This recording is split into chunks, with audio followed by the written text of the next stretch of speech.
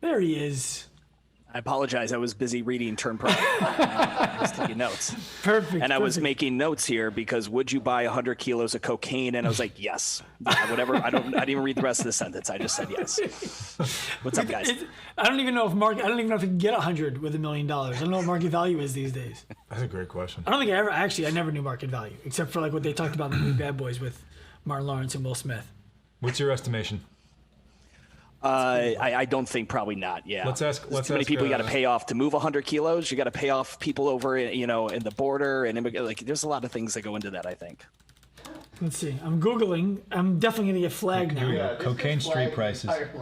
So Kilogram of coke in San Diego could cost $14.5K. as little as 14,500. I like how they frame that. Yeah. So we could get 100 kilo. Yeah.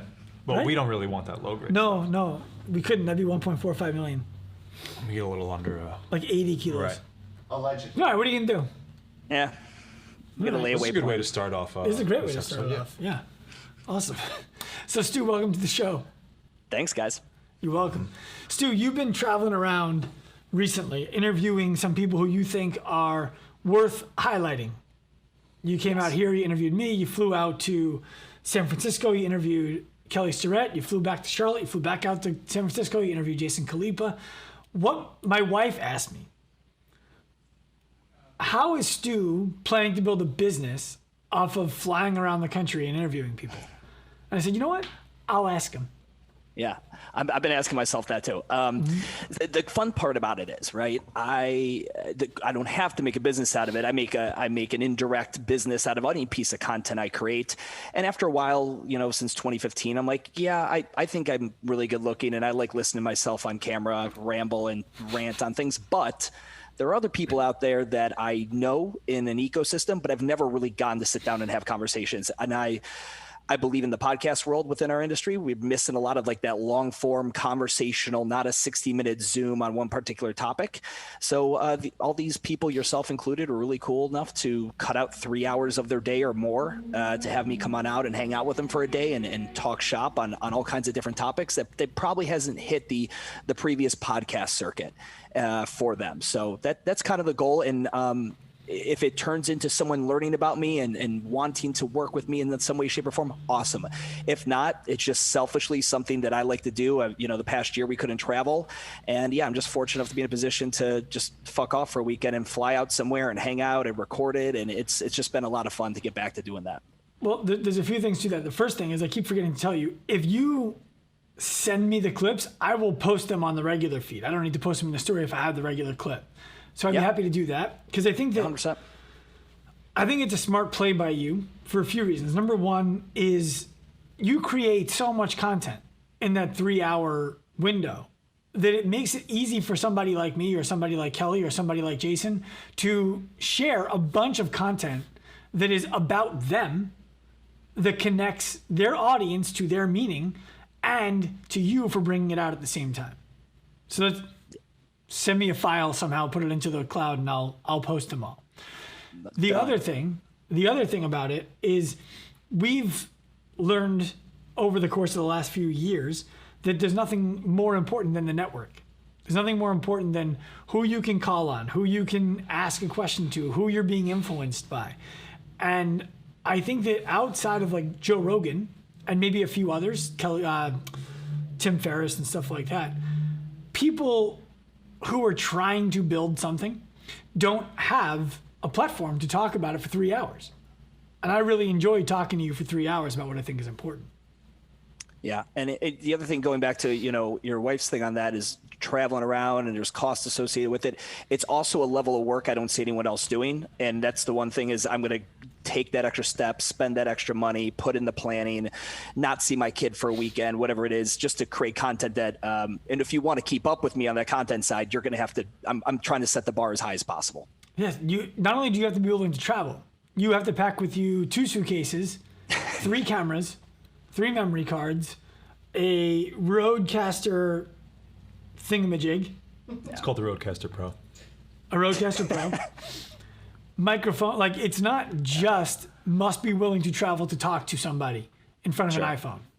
So yeah, that's the replaceability factor. It's hard. What you're doing is hard to match. Cool. Yeah, it's been tons of fun. I'm enjoying it. It's good getting back on the road. Travel's always a pain in the ass. That part sucks, and it feels like everyone but you is on the West Coast. So it's like this every 3-week perpetual 6-hour flight to San Francisco is like the rest of my year. Yeah, we're not going there. But yeah, we just need more cool people on the East Coast. I can connect you to cool people on the East Coast. Just say the word. Yeah, let's go. Let's start the cool people East Coast connection Facebook or text message thread. What did you think of it? I'm just thinking of what's it called when you have letters that stand for something else? An acronym? I'm just thinking of an acronym for Cool People East Coast Connection. Seeing how that looks Not good. in my mind. Not CPEC? strong. Not strong. CPEC. Not strong. Not strong at all. We'll play around with it. So I spent the last few days listening to your stuff for a few reasons. Number one, I like the way that you put stuff into the universe. You know that. I like I'm going to slap you in the mouth a little bit, tell you my version of what I believe the truth to be, and then you can do with it what you want. Something I think is really cool is how you've been open recently about the way that you've changed how you share your branding with other people. The fact that it used to be, I create all this stuff, I spend all of this money, I put it out into the world, take it, just don't be lazy about it. And so first of all, can you talk to that? What does it mean to take somebody else's stuff, put it through your own branding machine, as you would say, and spit out your own version of it?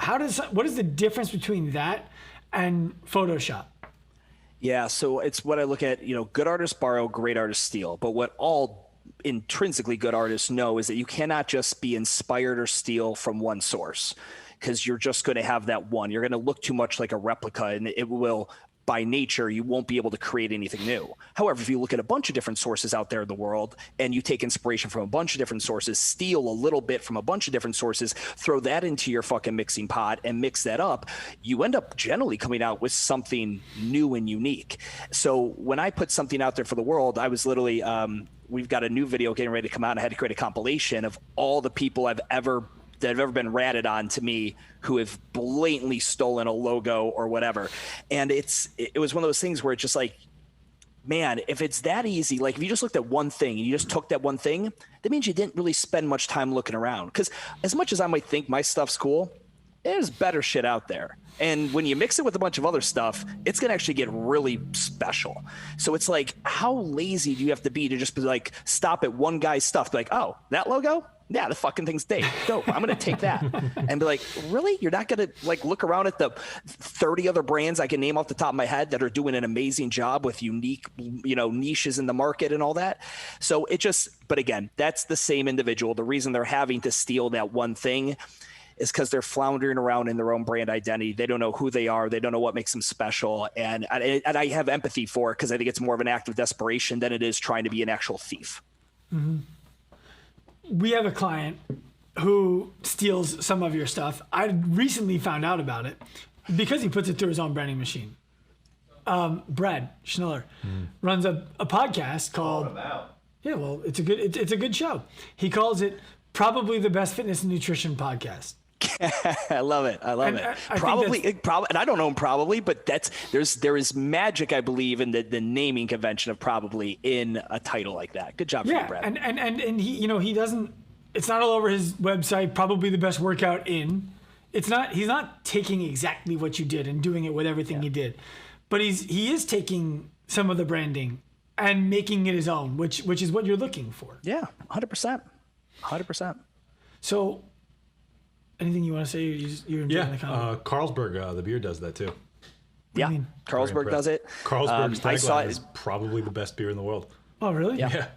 I saw it originally. One of the guys that I do consulting with in the brand design, he was in New York City, and it was a cafe, little shithole small cafe in New York City, and it just said probably the best cafe in this city. And it was just so subtle. And I was like, and what it was is the word probably, because everywhere else we go, how many CrossFit gyms and micro gyms have, South Atlanta's premier fitness facility, right? Yeah. Like, it's like, oh, that's a heavy bird in the bear, being the premier fitness facility in an entire city. Mm-hmm. I'd just rather be probably the best thing for some people, not even all people, just some. And the other thing about what you just described is all aspects. Like the building, the decor, the coaches, the workouts, everything, the best of everything. Yeah. And every brand has raving fans. There are people who are literally like, they probably are getting that Active Life triangle tattoo somewhere in their forearm in the future. Like they are raving fans. Sure. Active Life is the best thing ever. But I'd probably say the majority of customers don't have that. That's not how they would actually describe Active Life to someone else. They would say they do this really good, they do that really good, but like very few people stand up and go, they are the best in the world at this thing. That's, again, I just think that's tone deaf marketing from people who don't understand that you have to brand and market in the lexicon and the layman's terms that your avatar customer would speak in. I've never heard of it put as tone deaf marketing. I love that. That's really Thanks, smart. Larry. Mm-hmm. Well, one of the things that Stu does really well that you've been doing for us is building that lexicon. It's building that, what is your language? You know, like, Isms. You're saying, you're shrugging your shoulders. Yeah, I wasn't aware of that. I'm glad to hear that I have something in common with Stu, though. Well, yeah, I mean, like you defined turn pro. Mm. And I was just on a podcast earlier today with DJ Hilliard, the MyFit podcast. Yeah. And he was like, what does turn pro mean? I'm like, allow me to pull it up because I don't want to say anything that's off. Like, it's a really good definition. I want to get it right. And he designed it. So I think that when people start using your language, it becomes powerful. It's kind of what CrossFit did. They made them go in a way. And Larry has that skill. And if you see any of his skits, like when you're scripting out your skits, you're saying exactly how I would picture a client responding to the personal trainer douche, right? Like you just have that. And some people have that really like ability to talk at this level that people can easily download and digest it. And other people, you ever see them write an email to you like, "Dear Sean, to whom it may concern." It's like, that's not how you fucking talk. Like, there's just not how people speak words. So what's fascinating about what you're pointing out is that I wasn't aware of the feedback from Coach Gary. Made me realize, because frankly I haven't been a CrossFit coach. Group fitness is a space that I've just had the fortunate opportunity to learn about through Sean and a lot of other people in this space. But I cannot believe the sheer volume of commentary about how familiar that is for so many people, which is a separate conversation. But to your point, for so many people to say, I see and hear exactly what you're talking about every single day is fascinating. And I think that if you could do that intentionally, then you got some gold going on, which I think is what you pointed out. I agree. Essentially, we were talking about this when I came in and visited, and we were getting drinks or whatever. You're a big fan of stand-up comedy. That's what those guys do. They take words about topics and they bring them down to a level that people can enjoy, digest, consume, laugh, debate, whatever it is, and they just make it much more universal. And their job is to take the tone deafness out of it. But to the degree that once you do that, you realize that you're going to go 51-49 on the upsetting people or not. So I want to come back to 51-49 in a second. I actually heard Tom Segura talking this morning about his process. He's a stand-up comedian who I really like. And he was talking about how, like, they'll call them, Netflix, and say, "You want to do another special?" And he's like, "Not yet." Because when he was younger in his career, Dave Attell, he asked Dave Attell, like, should I do like a special? And he's like, "Do you have an hour that you love?" He's like, "No." He's like, "Okay, well then not yet." So he tells them no to the special until he's been able to talk to people he knows, he likes, he trusts, and tell them stories and see if they find the story interesting. If they find the story interesting, then he figures out how to make the interesting story funny. Then he goes on the road with it. Then he does it on a special, which I thought was interesting because you're not like, what's a word I could use for this? No, it's like, let me talk about it, and then, oh, that was good. It sticks. Yeah, flush it out. I mean, it's somewhat the inverse when I'm trying to get young content creators to get going. You need quantity in the beginning and speed, and you need them just to put garbage out at first. Because remember, there's the two scariest buttons: record and then upload. And I just need to get you reps figuring that shit out. And then once you have a good platform of like, okay, people know me for this thing, now I only want to put out quality stuff. I don't have to go at the speed of light anymore. I just put out stuff for the sake of putting it out.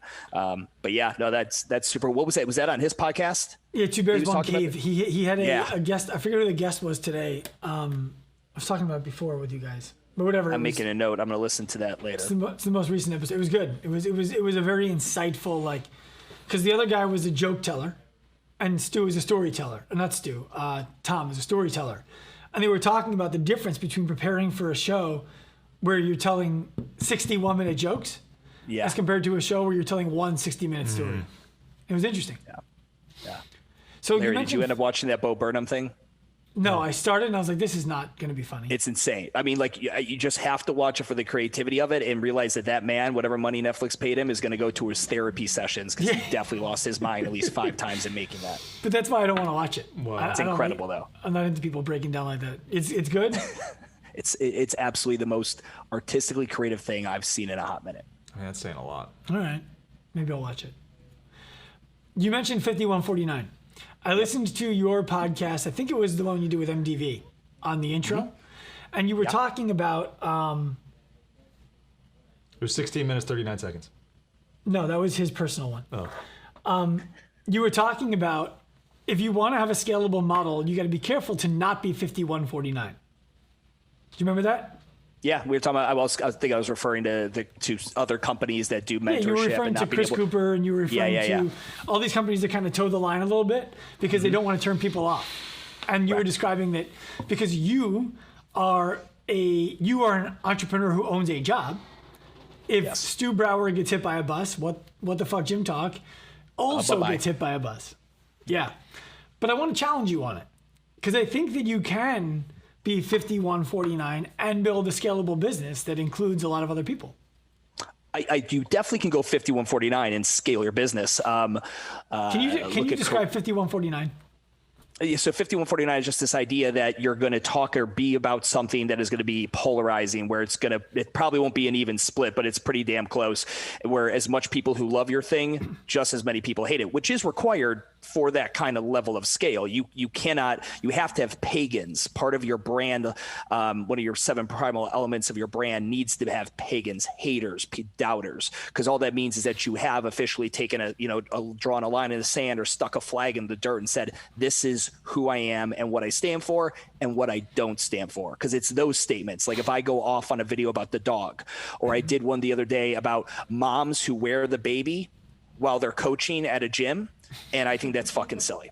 And it was, so whatever, that's my opinion, but I know that's gonna slice it pretty thin, 5149, when you talk about moms and their kids, and that's gonna be rough. But anyway, going to that, my main thing on the scale of it, I think you can scale. It's going to require much bigger. You got to have a way bigger reach, so that your 51 or 49, whichever one is positive for you, has the numbers you want. But if you're smaller, when I say smaller, your influence is smaller, and you split 51-49, that can be tougher depending on what your business aspirations are and what the economic engine of that business needs in order for it to quote unquote hit scale. Do you think, though, that someone can build this business, get it to scale, and then be like, all right, now we're going to be 5149?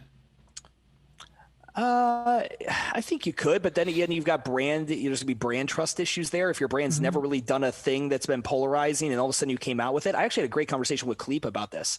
I share with Jason how I lost a licensee application because they thought I'm too polarizing of a figurehead. And I asked him, I said, I just want to, what's your take on that? You know me well enough at this point.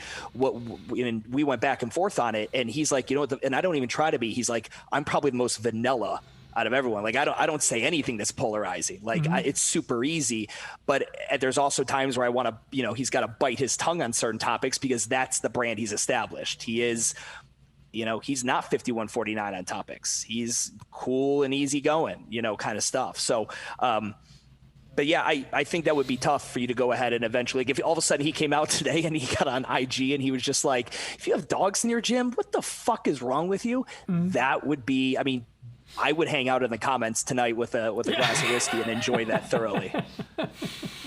Yeah, I agree. So then how does a business start 5149, achieve scale? Because what you're describing, I agree with. In order to be a 5149 kind of business, you need to start that way and achieve scale through it. knowing that when you're 51, 49 and you're small, and let's say 100 people represent your 51, the thing you believe in, right? Your pagans are the 49. Well, your followers, if there's 100 of them, trust me, there's another 500 and then another 1,000 and then another 5,000. You need to like really figure out what about your 51, the people who are buying into your thing, what is it really? It's not your message about the dogs in the gym. It's not, what is it really? Right? Like when I get someone who signs up and does consulting with me over somebody else, I always ask them like, why did you pick me? That's like my first question when I get a call with someone. Great, cool. I'm assuming you didn't watch your first WTF Gym Talk video yesterday. And be like, I got to talk to this guy. So why now? Why me? And the why me is always, I want someone to cut it to me straight. And I don't think you're going to bullshit me. From everything you put out there, I feel like at least when I get on these calls, someone's going to, with constructive criticism, put their foot in my ass. And that's what I need. So I've really been able to dial in, and that's the one thing I'm able to do. And that's what I continue to do. And it allows my 51 to grow. How often do they say Sean Pastuch sent me? I'm just going to do what he says. More often than not. That's good. Yeah, that's what I figured. We do send a fair number of people your way who I'm like, look, I love the fact that we've gotten to collab and work with other ones. I was telling Jason, I do consulting with one of his licensees in Atlanta, and it's super cool to not have to not stay out of certain camps, kind of scenario due to networking. One of our most successful gyms who we work with also works with you. And this is David in Durham. Courage Fitness Durham. Yeah, they're doing a great job. And he's like, yeah, we use Stu for all of our copy because why would we write our own copy when he does a really good job and we think it's driving a lot of people to our website? The dude's great. I had him on the How I Broke This segment of my podcast to share about him opening up too many locations. He's just one of the more humble. He's smart, but he's humble. He doesn't mind talking about his mistakes. He's just a great dude. Yeah, he is. So can we talk about something that I think we are 80-20 on? 80 being 80% of people disagree with us and 20% of people agree with us. And I think you're in the 80 camp. Okay. And that is that coaches can and should and must build careers if they're ever going to be any good. Correct. And this is where, and again, there's nobody in the world I enjoy debating more than Sean Pastuch. Well, because it's a worthy opponent. And so here's the deal. I've made statements, and I think I did something recently on a podcast or something. I think you referenced, you shot me a text the other day about the coach for life. And I believe if you're going to become a coach and you're a coach right now, you need to be thinking about being a career coach forever. Because that's going to allow you to invest the time and the money to become the best coach you can be. However, I also realize human beings are very fickle and our desires wane and wane as we grow and we get married, or we want to be more managerial, or now I want to coach coaches and now I want to create a coaching course. And I do believe people will evolve and have an ascension of how they want to deliver that. But it all has to start. Like when I was a CrossFit gym owner and I first got in the CrossFit, I was like, I'm going to be the best CrossFit coach, period. I went and was studying shit that other people were not, right? When I became a gym owner, every day I went into like, how can I make this better for the customer? I wanted to be the best gym owner. I think you had to have that foundation. I was just also saying in my content that, yeah, but is it realistic that you're probably going to actually be a coach forever?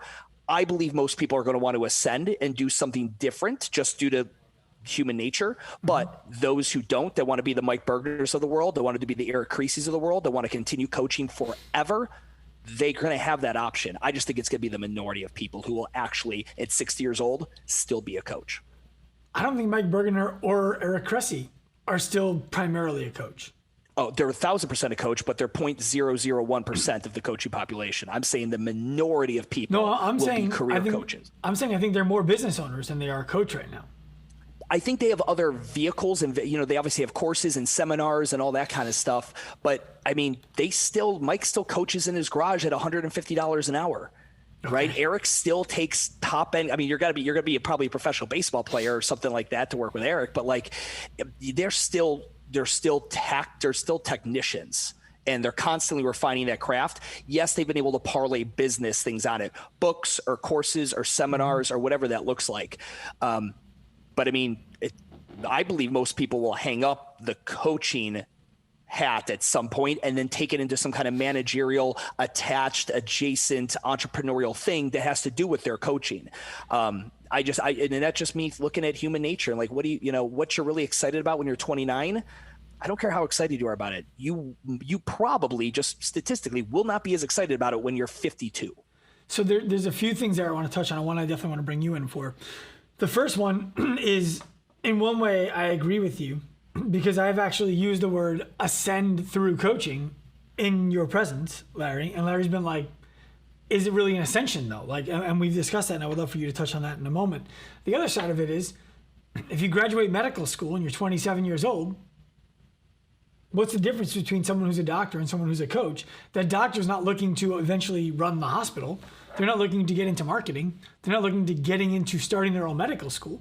They did this to be a doctor for the rest of their life. And I think that the biggest difference there is income, predictability of income, the freedom that being a doctor provides, the freedom that being a coach does not. And so I think that if we fix that, we get a lot more people who get into coaching as a meaningful career. But I would love for you to talk about the ascension stuff. I would love for you agree to 100% with that. I would just love for you to answer that. And then and if you could answer it all at the same time, I think I would agree. Semantics of ascension, we talk about, I don't know if this is relevant, it's just understanding, have we had a large enough sample size of coaches who have made $100,000 to $150,000 a year to determine how long does someone want to stay a coach? Like if you could punch in and out Monday to Friday, 9 to 5, and you're a punch in and out kind of person, and you deliver excellent service and you make $100K a year, are you bummed about that? I don't know if you've had enough people who have done it. No, I agree, and I think whether it's 100K, 150K, 70K, the value of money changes drastically. And we could probably say between your mid 20s to like your 40s, like how you view money, how you view wealth, that whole thing, assuming most people, there's some life occurrences, buying homes, getting married, kids, all that kind of thing. But going back to what Sean said, you're right. I think if the dollar amount changes and just like what you guys are roaring after, why I'm such a huge fan of what you do, and the fitness professional can be at the same tier as a lawyer or doctor, I see that. But even doctors, like most doctors, they might be at your GPP and they might stay GPP for the majority of their career. It's because the paycheck works and the work's fulfilling. Compensation and fulfillment are at the same height.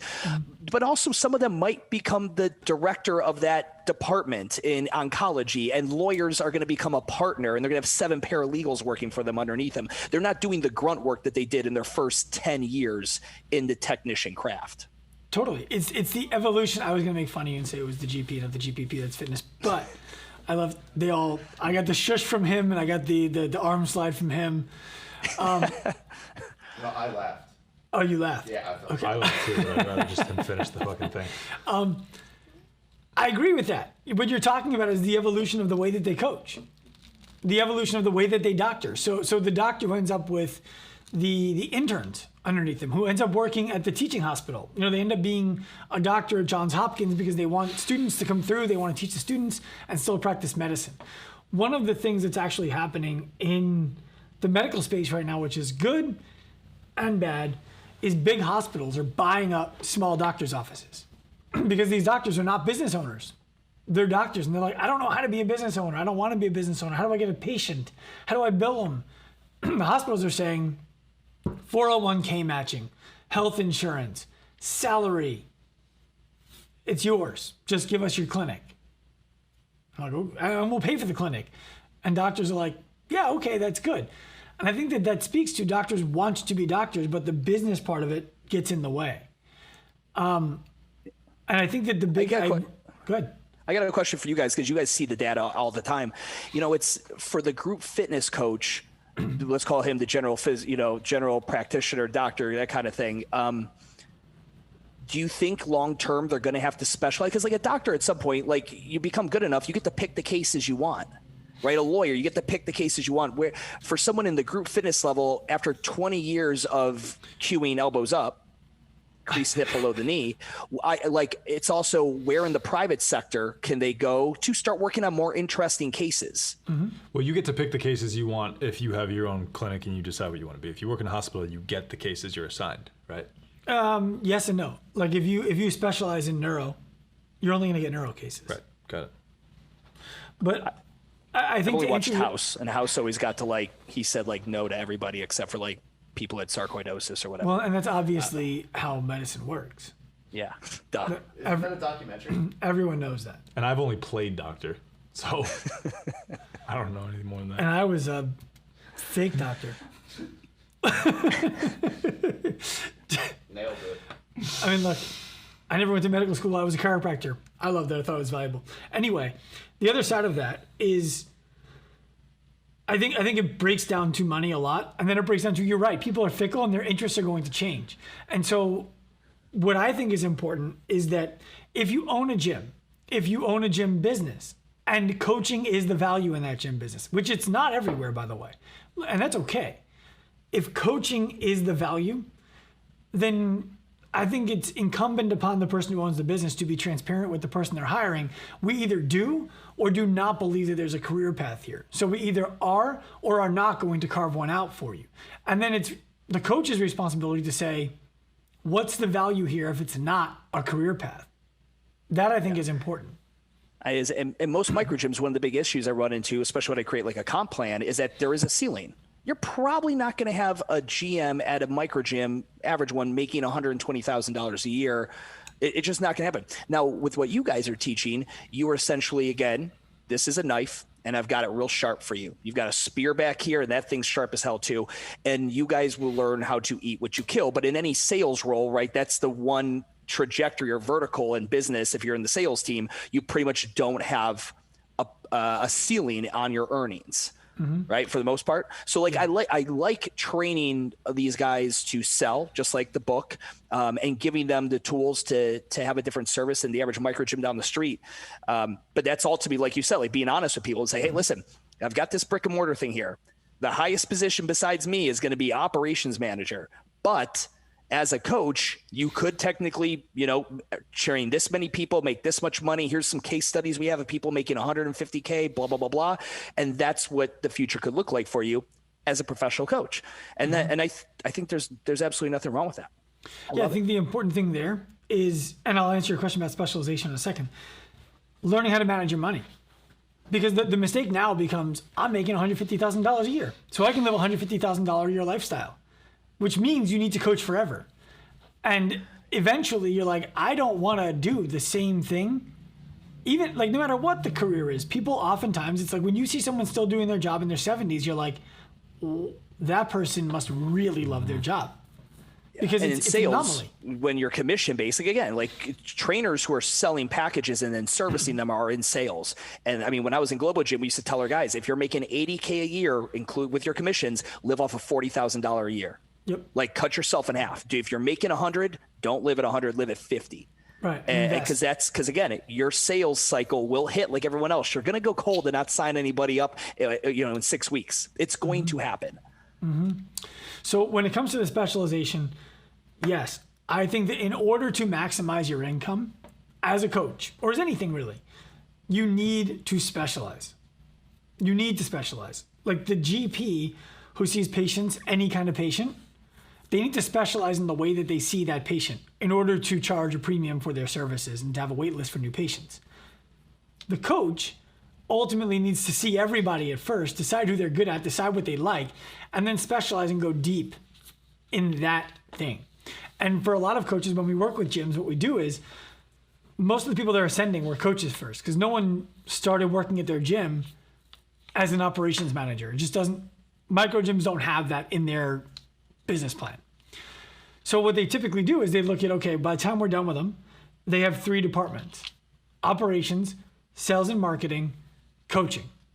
Coaching can get paid more than what they do in terms of their hourly based on retention.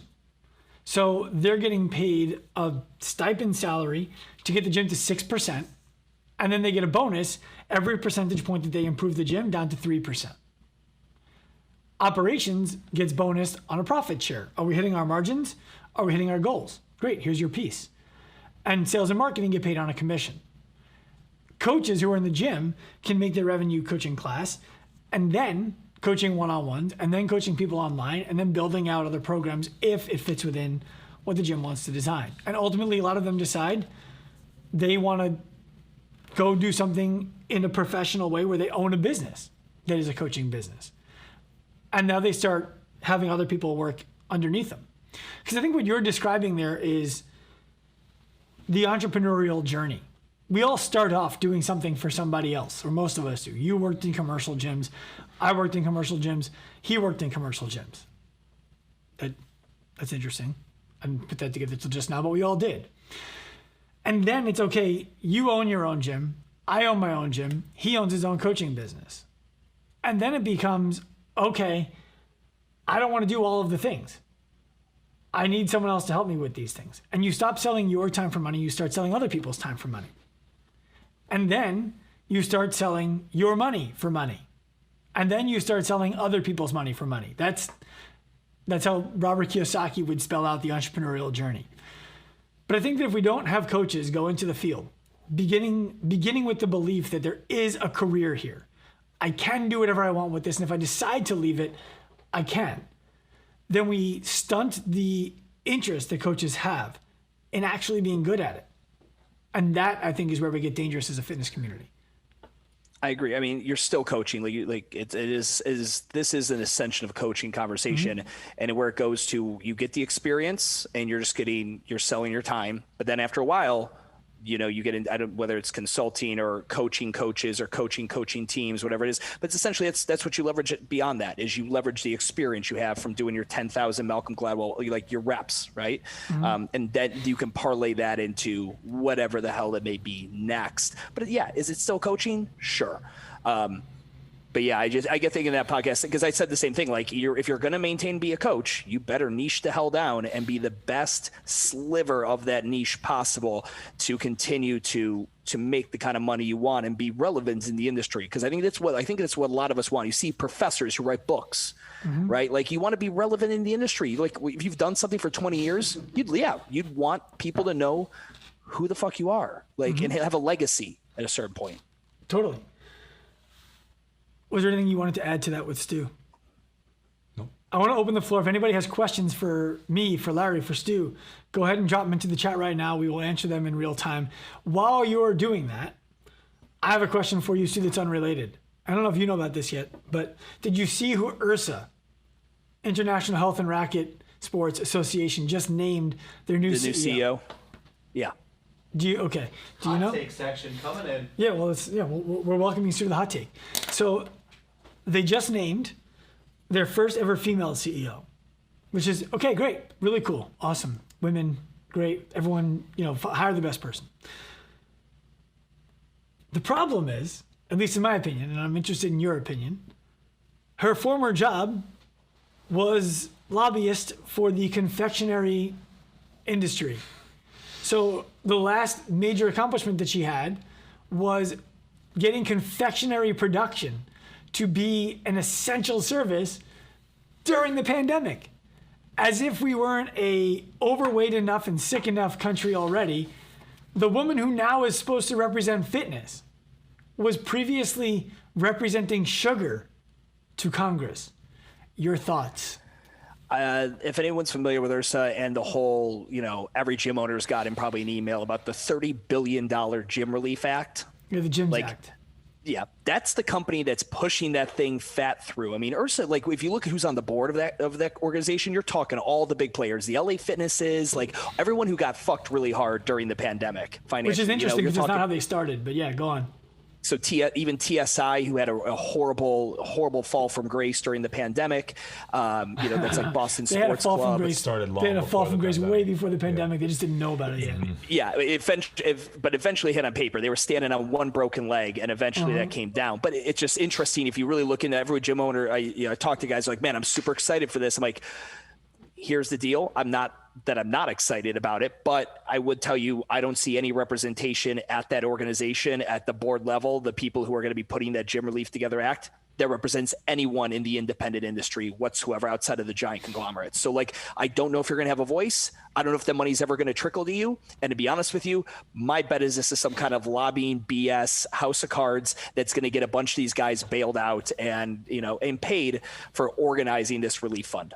Yeah, I think the way the commercial gyms need to look at this, the Gyms Act, the way I would be looking at it if I was a gym owner right now. If you get money, that's a great bonus. But you own a Cessna. The government didn't bail out Cessna owners. They bailed out Delta. They bailed out United. They bailed out US Air. They did not bail out the Cessna owners. And the people who are asking for the money own Delta, US Air, and United, not Cessnas. I think that's an important thing to think about. Yeah. But what do you think about the idea that fitness is like, yeah, you know what's a good idea? Let's hire the woman who lobbied for sugar right before this. I Do you mean, think? I guess like, So here's the thought. Do you think it matters, or do you think that like do values matter, or are the values that matter that she has the skill set to get it done? me personally, it doesn't bother me as much that she was selling the sugar crack products and doing that whole thing. If as a CEO, because again, most CEOs will bounce, like again, good ones will, what they call like a grow CEO will bounce around from company to company, fix the problem, grow it, exit, move on to the next thing. They're like, what do they call those in the NFL? The journeyman who just bounces around from, team to team. If she's got the skill set to do what it is that they need. Jim Crow is a good example of that in our space. Yeah. Good, smart business guy, grows the business. Yeah. Jim's a great example of that. So I don't know. I don't know what the skill. I don't know. I don't even know anything about the former CEO to say enough about it, like what it was that really they're trying to replace him with, and maybe she's got it, or maybe she checks the female box, or maybe she just has the lobbying, ability that they are going to need to get this $30 billion gym relief fucking fund pushed through. But yeah, no, the sugar thing doesn't bother. Like on an ethics side, it's one of those things where if you're the CEO of a company, I guess if you'd be like, hey, I can't get behind sugar because I'm against sugar. No one's against sugar. Like motherfuckers, you eat cookies. Like we all eat cookies. You ever tasted it? No one's against sugar. I think what the idea of it is though, is because we do look at how much Coca-Cola and these companies jam things down the public's throat into these.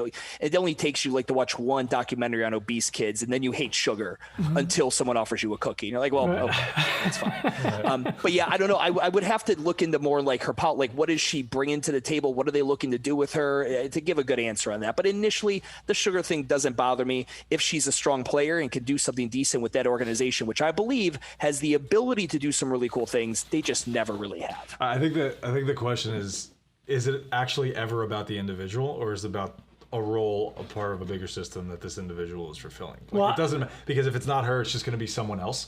And what bothers us is not that this person previously pushed sugar, it's that there are billions of people across the world who every day are having their behavior suggested upon in such a way that they end up losing control over, and they unconsciously shift their behavior to support unhealthy habits for themselves. And that's part of a much bigger picture than just this person told someone that they should. No, my problem with it is if you hold the values that I can go on full-throated and get sugar into everybody's homes during the pandemic, you can't simultaneously hold the values that everyone should aim to be healthier. Well, bakers are people too.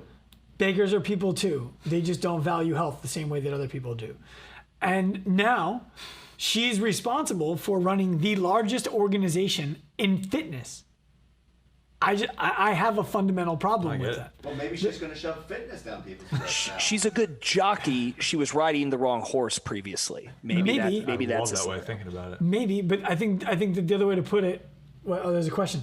The other way to put it is, if you're allergic to horses, you got to ride something different.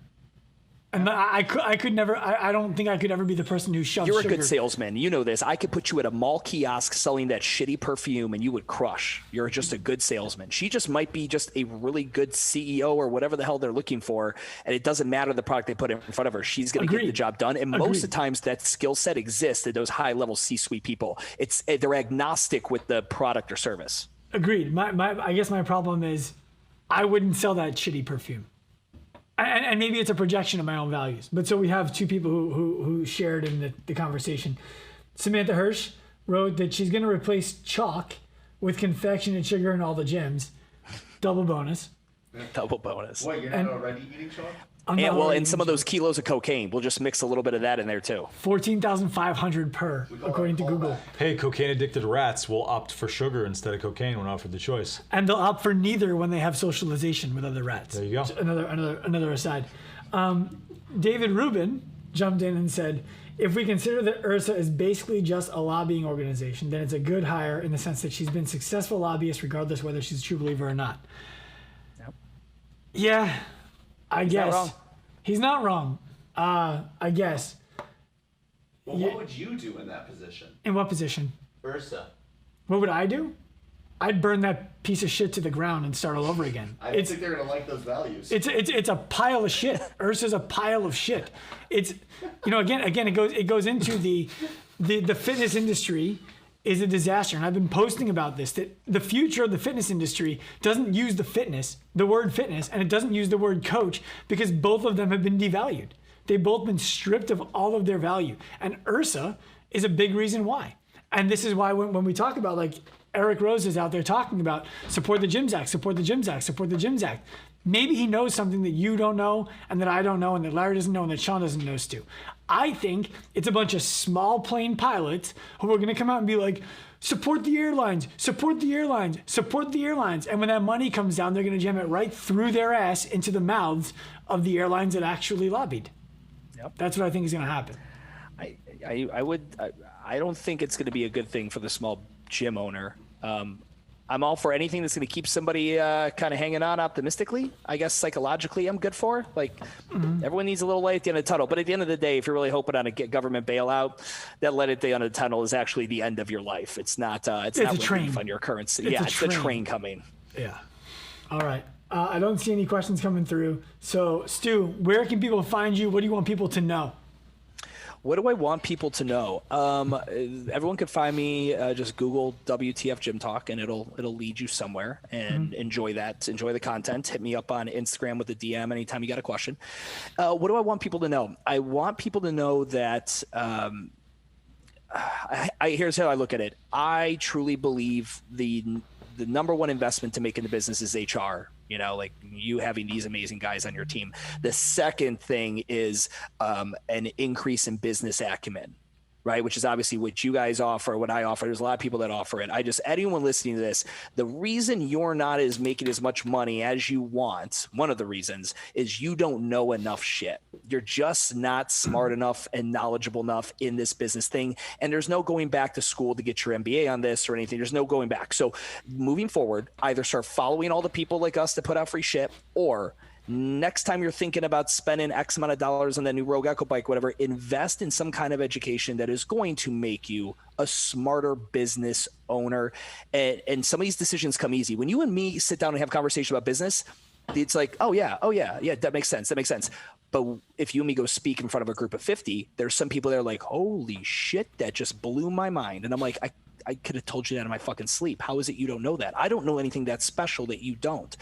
I've just taken the time to educate myself on the business side. So anyone listening, like, again, if that's your weak point, invest in, I don't care if it's books, fucking course, whatever you do, but put some time and energy there. Well, I would add to that. Books are fine. Like that one. But the other side of that is there's a game of speed at play. You can read this book for $25 or for free, and then start applying the principles, learn from the way that you apply them incorrectly, go back and read it again, and get a little bit better at it. And in a few years, you might be a really good salesperson. Sure. If they hire you or they hire us, we're going to get there much faster. And so the question is, let's say that hiring one of us would cost $50,000, which it doesn't in either case. How much money do they not make between now and the date that they would get the information right? Is $50,000 worth the accelerator? Yeah, the opportunity cost is a real thing. As I'm sure you know, financially starved business owners don't ever see through the lens of opportunity cost. No, they see through it.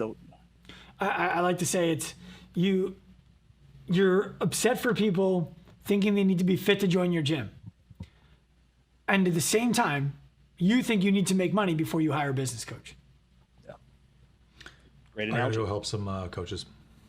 Oh, I'll see you later. See you out there. Later, Larry. We don't usually go this long with the guest. I just really like talking to you. What? He's gone. Who's gone? Larry. Oh, Larry's gone, but I'm still here. Stu's still Yeah. here. All right.